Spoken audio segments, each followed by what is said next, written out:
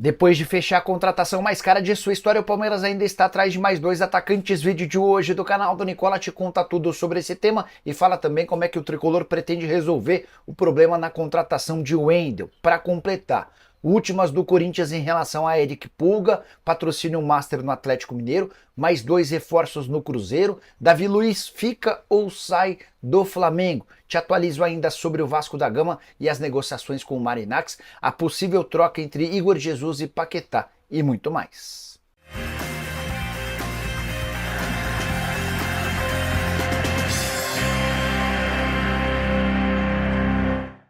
Fala aí pessoal, sou Jorge Nicola, bem-vindos a mais um vídeo do canal. Sempre bom ter vocês por aqui, sem perder tempo. Pedir para deixar like, se inscrever no canal e contar que todo esse conteúdo é um oferecimento de Aposta Ganha, uma das mais antigas parceiras do canal do Nicola. Reconheço que a terça-feira não tem bons jogos para a gente fazer nossa fezinha, mas já estou me preparando para quarta-feira, quando teremos a final do Intercontinental de Clubes, Real Madrid-Pachuca. Vou na vitória do Real Madrid, cotação razoavelmente boa. Tem também nessa quarta-feira Campeonato Espanhol com o Villarreal bastante favorito contra o Rayo Vallecano. Vou fazer uma aposta dupla, imaginando as vitórias do Real e também do Villarreal. Para você fazer essa ou qualquer outra aposta, link no comentário fixo. Clica, faz seu cadastro e vem se divertir, sempre lembrando com responsabilidade. Você precisa ter pelo menos 18 anos de idade. Combinado?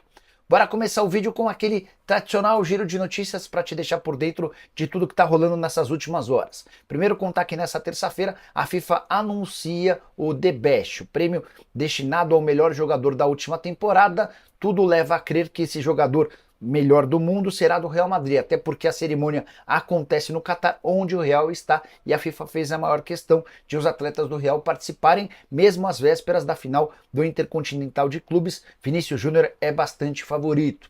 Já o Santos negocia com 3 atletas de perfil muito menos badalado do que outros citados recentemente. O Santos está de olho em Renato Kaiser, que disputou o brasileiro pelo Fortaleza, que é o Tassiano, jogador que é destaque no Bahia, além de De La Fuente, lateral direito que pertence ao Huracan. Quero contar também que o Conselho Deliberativo do Internacional reprovou um projeto de debentures que pretendia captar 200 milhões de reais para o Colorado. A consequência dessa votação negativa vai ser uma enorme austeridade financeira do Internacional, que passa por crise diante de toda a escassez de dinheiro. Preciso contar também que o Grêmio insiste na contratação de Pedro Caixinha. Depois de levar o não do técnico português e não prosperar em outras negociações, o Grêmio voltou à carga para tentar fechar com o ex-comandante do Red Bull Bragantino. Já o Sport tem novo velho presidente e Yuri Romão foi reeleito nessa segunda-feira, votação expressiva, 1.770 votos contra apenas 371 do Rafael Arruda, eleito por mais 2 temporadas. No Vitória, outros 2 reforços contratados. Chegaram Thiaguinho, ex-Juventude, volante, e também Bruno Xavier, meia, que disputou a Série B pelo Ituano. Para completar o giro de notícias, contar que o Mirassol terá como técnico na Série A Eduardo Barroca, enquanto o Atlético Paranaense contará como comandante na Série B com Maurício Barbieri. A saideira do giro de notícias, uma curiosidade sobre o América Mineiro, que já faturou 84 milhões de reais com vendas de atletas desde 2022. E esse movimento super importante, jogadores formados na base negociados com clubes do Brasil ou do exterior, foi comandado por Marcos Salum e Fred Cascardo, que é o homem do departamento de futebol, Arthur, que foi para o Bayer Leverkusen, David Martins, que foi para o Grupo City, no caso para o Bahia, Gustavo, zagueiro, que foi para o Benfica, Breno, volante, que foi para o Shabab Al-Ahly, e Carlos Alberto, reforço do Botafogo na temporada passada, contribuíram para esses 84 milhões de reais. Bora destacar um brasileiro que faz enorme sucesso no futebol mexicano. André Jardine acaba de conseguir um feito inédito. Ele venceu 3 campeonatos consecutivos lá no México à frente do América. Ele foi campeão do Apertura em 23, do Clausura em 24 e do Apertura em 24. Nesse novo formato do campeonato mexicano, nunca um clube havia vencido 3 campeonatos mexicanos de forma consecutiva. Tudo isso em apenas 1 ano e meio do clube. O ex-comandante do São Paulo também faturou a Copa dos Campeões e a Supercopa do México. O André Jardine está mandando prender e soltar no futebol mexicano. Trabalho espetacular. Bora falar também sobre uma possível troca que agitou o mercado europeu. O jornal The Sun, da Inglaterra, afirma que o West Ham topa trocar Igor Jesus por Lucas Paquetá. Já havia contado para vocês no vídeo da tarde dessa segunda-feira que o nome do Paquetá foi especulado no Botafogo, embora o Paquetá já tenha dado sinais de que só joga no futebol brasileiro com a camisa do Flamengo. O interesse do West Ham no Igor Jesus não é novo. Há algum tempo o West Ham procura um centroavante e vê no atacante do Botafogo alguém que poderia ser a solução dos seus problemas no ataque, até porque o Füllkrug, que foi contratado para ser o camisa 9, tem tido uma série de lesões. Segundo o jornal The Sun, as negociações estão em andamento, resta saber se isso vai avançar ou não. Prometo ficar de olho para te trazer mais detalhes. Importante lembrar também que o Paquetá, desde que virou alvo de uma investigação da Federação Inglesa por conta de uma participação ou suposta participação em esquema de arbitragem, não tem conseguido render em bom nível. Até fez gol ontem no empate 1-1 contra o Bournemouth, mas é um atleta bastante abaixo daquilo que já havia conseguido. Temporada de 18 jogos, 3 gols e nenhuma assistência. Só para completar o noticiário do Botafogo, imprensa na Colômbia afirma que Cucho Hernández, 25 anos de idade, centroavante, que pertence ao Columbus Crew, interessa ao Fogão, jogador que fez na Major League Soccer dessa temporada 40 jogos, 25 gols e 14 assistências, avaliado em 16 milhões de euros. Hora de falar sobre o Vasco da Gama. O Cruz Maltino não jogou a toalha em relação a Evangelos Marinacs, mesmo depois da notícia que eu contei nessa segunda-feira do entusiasmo do São Paulo em relação a um acordo com o magnata grego. São Paulo e Evangelos Marinacs negociam uma parceria para as categorias de base. Segundo o São Paulo, se esse negócio for fechado, o Marinacs não poderá seguir adiante com a ideia de comprar a SAF vascaína. Mas recebi a ligação de um dirigente do Vasco e essa pessoa demonstrou que as negociações com o Marinacs seguem avançando e que toda vez que o grego conversou com dirigentes do Vasco, demonstrou muita vontade de ser dono do clube. Essa pessoa do Vasco inclusive me perguntou: Nicola, se você estivesse no lugar do Marinacs e tivesse 22 bilhões de reais de fortuna estimada, você preferiria comprar a SAF do Vasco ou ser parceiro nas categorias de base do São Paulo? Essa pessoa do Vasco ainda lembrou que as cifras nem são tão diferentes. Vamos falar em 400 milhões para parceria na base do São Paulo e 1 bilhão de reais para a compra da SAF do Vasco. De fato, parece fazer sentido esse argumento.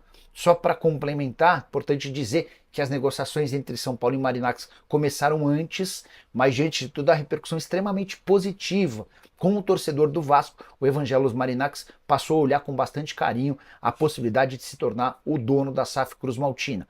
Algo que acontece de maneira diferente. Percebi que a recepção de torcedores do São Paulo, não contra o Marinacs, mas diante da ideia de um parceiro na base, não foi algo que agradou. Só para completar o noticiário do Vasco, Renato Gaúcho se encontrou com dirigentes cruzmaltinos na noite dessa segunda-feira. O debate se deu apenas em relação ao planejamento. A reunião foi avaliada como positiva nessa terça-feira, um novo encontro para que as partes possam discutir sobre a grana, salário e tudo mais. A ideia do Vasco é fechar com o Renato nas próximas horas.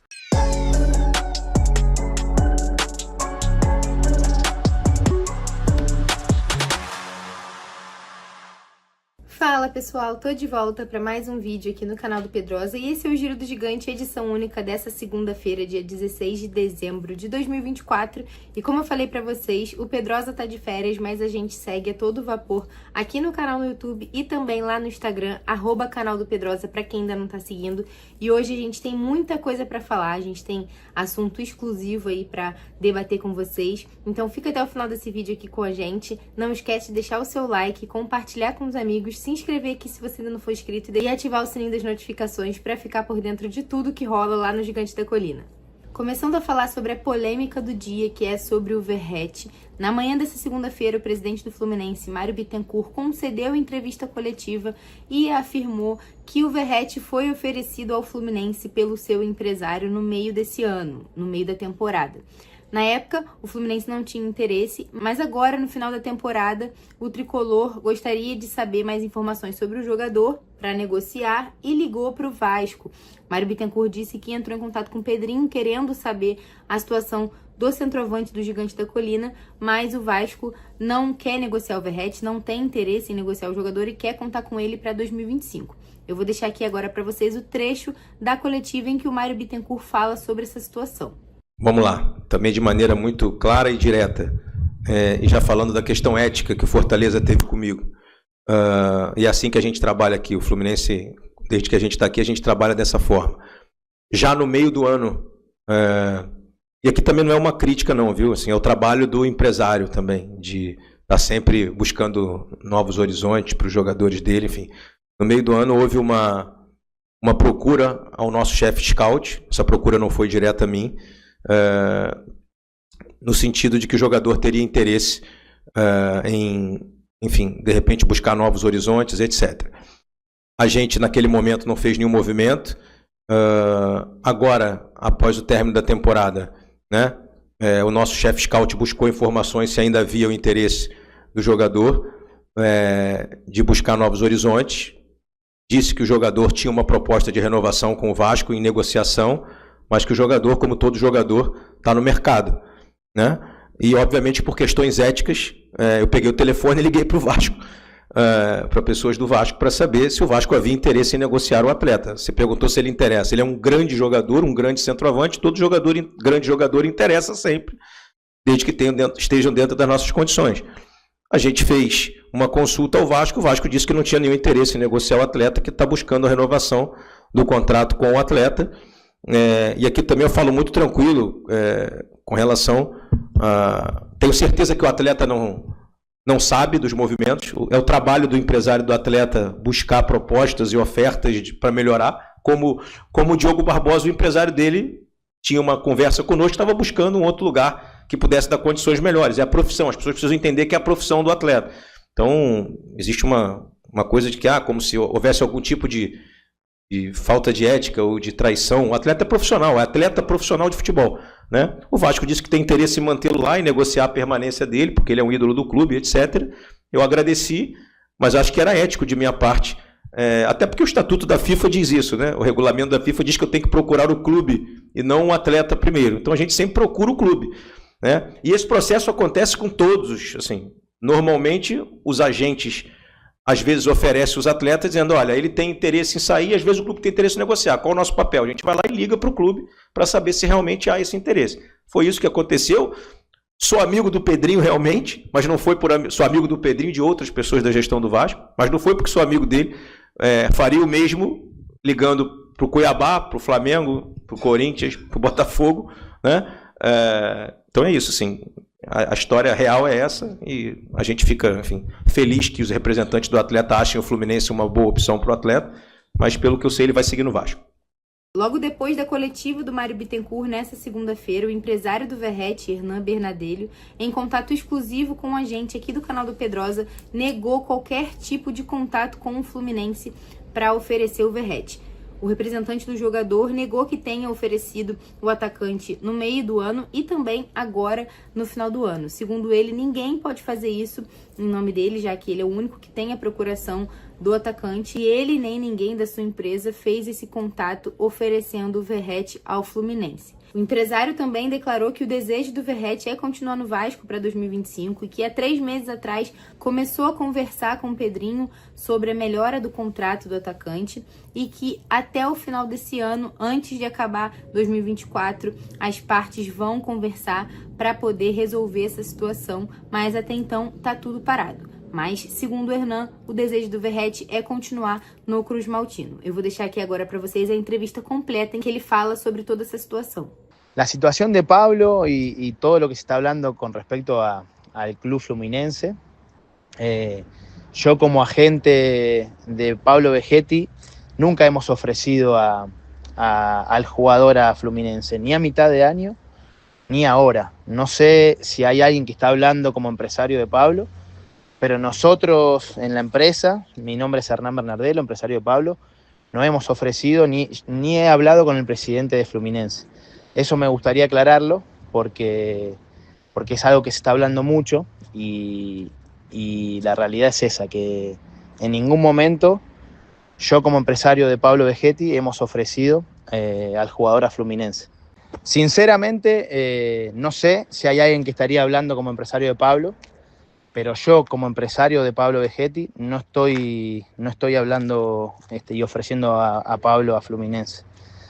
Después en esto del fútbol y por los momentos de los jugadores y las estadísticas que suelen tener, hoy Pablo está en un momento extraordinario y sí hay clubes que preguntan condiciones, pero no estamos ofreciendo al jugador. Pablo está muy contento en Vasco da Gama, está muy contento en Brasil, pero yo como agente del jugador te puedo decir que en Fluminense no ha sido ofrecido. La situación de Pablo es la siguiente. Nosotros hace 3 meses atrás tuvimos una reunión con el presidente y los dirigentes en el cual le hicimos saber que había clubes solicitándonos condiciones por Pablo del exterior. El presidente Pedrinho nos hizo saber que Pablo es muy importante en el equipo, que es fundamental, que es un líder, que es capitán, y quedamos en hablar antes que termine el año. Todavía no hemos avanzado en nada, así que bueno, estamos también a la espera de todo. Sí, claro, él está muy contento en Brasil, él está feliz en Vasco da Gama, él se siente muy identificado con los hinchas, con la torcida, su familia también está muy contenta. Su voluntad es continuar. A semana mal começou e o mercado da bola está pegando fogo. E vocês sabem que vocês acompanham tudo aqui. Deixa eu te fazer uma pergunta. Vocês do outro lado lembram do lateral Marcinho, que já atuou com a camisa do Botafogo, Bahia e Atlético Paranaense e foi condenado por 3 anos e 6 meses por homicídio que ele cometeu em 2020, mas a sentença saiu somente em 2023. Ele estava atuando com a camisa do Ituano, no qual fez 22 partidas e não marcou nenhum gol. E agora, ele é o novo reforço do Atlético Goianiense. Vocês lembram do jogador? Comentem aqui. Começando aqui mais um programa com muitas informações do futebol. Mas deixa eu te fazer mais uma pergunta. Está chegando muitas mensagens aqui da onde a galera é e o time decoração, porque eu sempre peço, né? Vocês gostariam que o Salve voltasse novamente? Ou vocês acreditam que pode quebrar um pouco do ritmo das notícias do mercado da bola? Comentem aqui, eu quero saber a sua opinião e podemos voltar com salves. Comentem aqui. Agora vem comigo que esse programa está muito bom. Não esqueça do like, comentem da onde você está acompanhando o seu time de decoração. Bora lá! Vamos agora falar do Atlético Paranaense. O Atlético Paranaense está interessado na contratação de Diguinho, o atleta de 29 anos que estava vestindo a camisa do Goiás. O contrato dele se encerra agora no final da temporada e fica livre no mercado. Está muito próximo de conseguir a contratação do jogador. Um outro atleta que eles têm interesse é na contratação de Léo Pelé. Inclusive nos vídeos passados eu informei que poderia ter uma troca, né, entre o jogador do Atlético Paranaense Coelho e o Léo Pelé. Porém eles recuaram e quer que Coelho permaneça. Mas eles ainda mantêm interesse na contratação de Léo Pelé e já informaram que gostariam da contratação dele.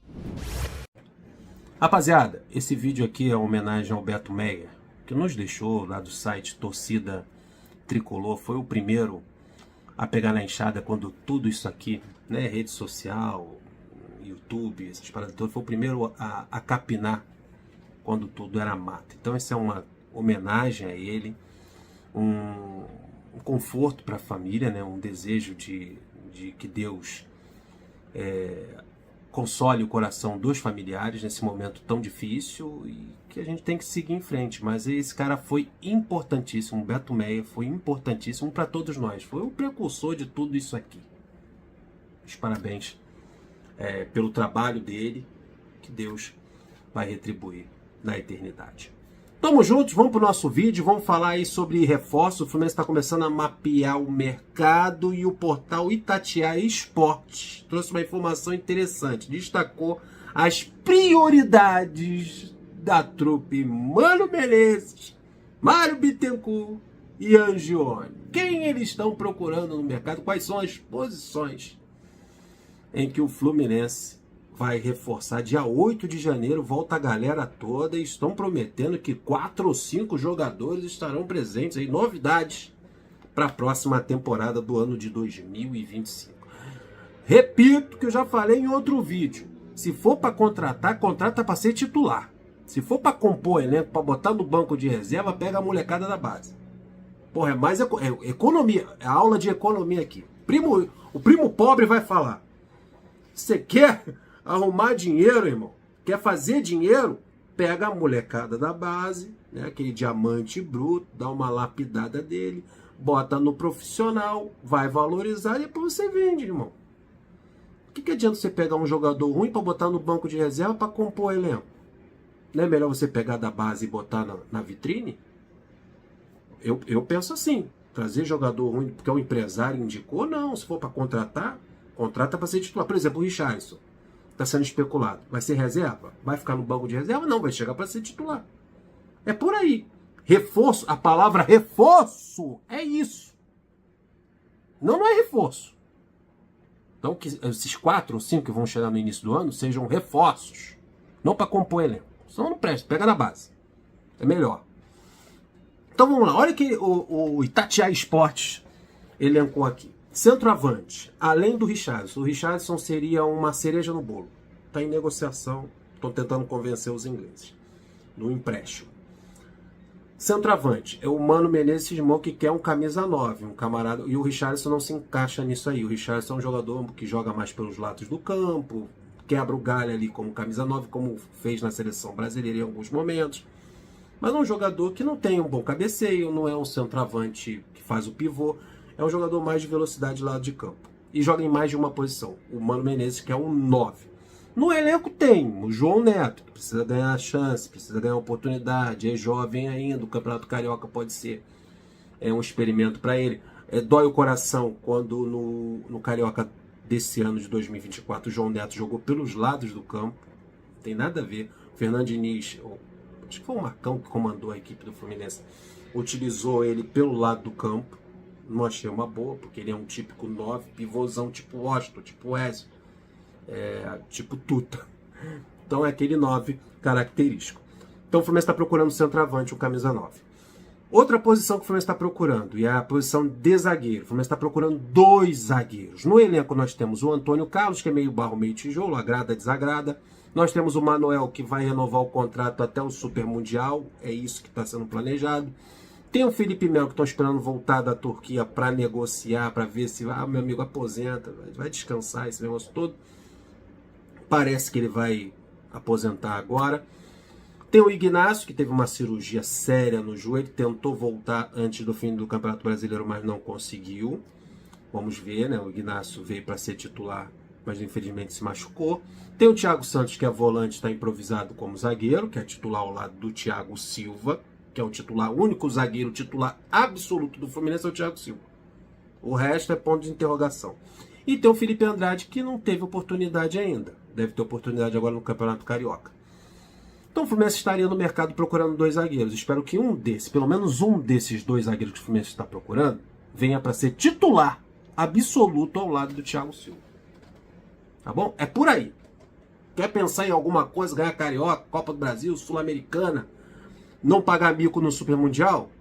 Forma uma dupla de zaga decente. Imagine Nino e Thiago Silva juntos. Meu Deus. O Fluminense está procurando um primeiro volante. O Fluminense está à procura de um primeiro volante. Quem é o primeiro volante? O que o primeiro volante faz? É aquele volante que fica na frente da zaga. É o cincão.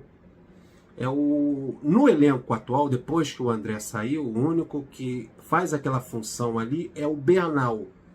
O Martinelli quebra o galho, mas o Martinelli é franzino. Não é aquele volante que o Mano Menezes gosta. O Mano Menezes gosta de um volante alto, forte na frente da zaga. O Martinelli quebra o galho ali. Eu acho que o Martinelli é aquele volante que sai mais, aquele segundo volante que se aproxima da área adversária. Outro cara que está sendo improvisado ali de vez em quando e não é o ideal, que não sabe fazer aquela função, é o Lima. Também não é. Tem na base um volante que pode ser o camisa 5, pode ser uma alternativa ao Bernal, que é o Wallace Davi, que quase todo jogo ele tem sido relacionado, tem agradado, porque ele é alto também. É o mesmo porte do Bernal, em termos de altura. É uma alternativa para aquela posição, mas parece que o Fluminense está no mercado, segundo o Itatiaia Esportes, procurando um primeiro volante, um camisa número 5. Veio o volante do Cascavel, que foi até uma recomendação do Mano Menezes, né, o Vitor Hugo, se eu não me engano, que não deu certo. Jogou uma partida, jogou muito mal, botaram ele no Sub-23, o cara sumiu. Então, o Fluminense está à procura de um primeiro volante, uma alternativa ao Bernal ali naquela função. Se eu esqueci algum nome, algum volante, por favor, me perdoe, botem aí nos comentários, porque eu tô ficando idoso.